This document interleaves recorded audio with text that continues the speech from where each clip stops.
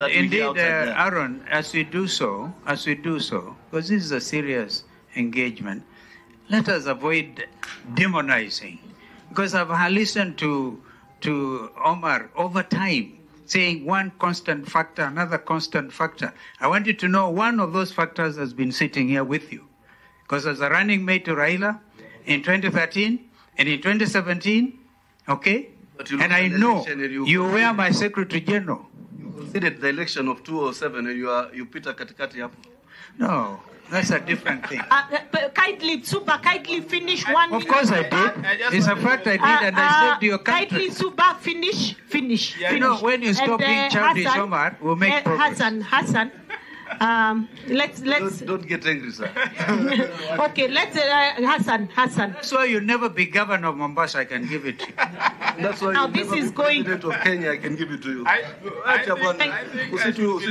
finish my session. Hassan, I kindly request that you contain yourself. Hassan, kindly. I mean. Let me. Hassan, kindly. Let's stop attacking right Co-chair. Cannot come here and also start to intimidate us. Co-chair, I beg. Be governor here, governor there. You will also never be president of Kenya. Kindly. No. Hassan, kindly. We've done so well. Everybody. I'm so ashamed that at one time he was Secretary General of my party. I really apologize. I now want to beg kindly that the two of you now, kindly, I beg you, stop what you're doing. Let Super Churchill have his last minute so we can move to the next one. Kindly. I beg you. I wanted to respond to issues relating to protests. Now, quite often, and the model.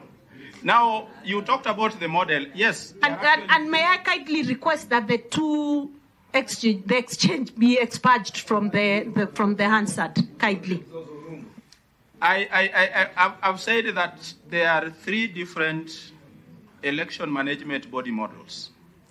There is the independent, there's the governmental, and the mixed model. In countries that have developed, that have overgrown the culture of theft of the vote that is so rampant in this country, they don't care about government officials running the elections. And that's what happens in countries like the United States of America, in Finland, and so on. People have trust in institutions. I've said that our election management body, that is appropriately called Independent Electoral and Boundaries Commission, is only independent in name, but as soon as they are appointed, they lend themselves to manipulation by the state. And that's why I've said, because we seem not to have strong personalities of the kind of that led the first constitutional commission, the first generation of constitutional commissions were led by people of impeccable and strong character. We seem to be losing those commissions as days go by.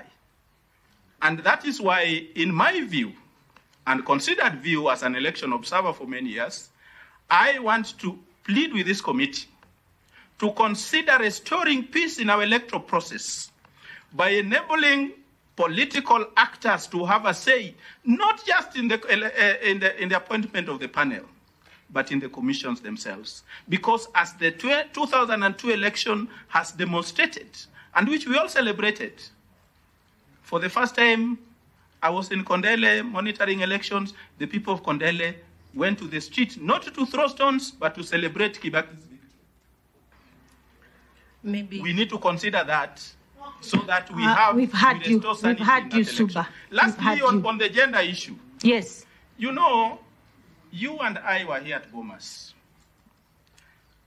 The constitution, the draft constitution that we adopted, had a different electoral system. It is that electoral system that goes with the 2/3 gender principle. When Abdikadir Mohammed and company went to Naivasha, they changed the electoral system without revisiting the principles. It is my submission that, looking at the memorandum that His Excellency the President William Ruto sent to the 2 chambers of parliament, Looking at the proposals here to entrench position of leader of official opposition and that of prime cabinet secretary, there is a yearning for a parliamentary system of government in this country. Publicly, we deny it.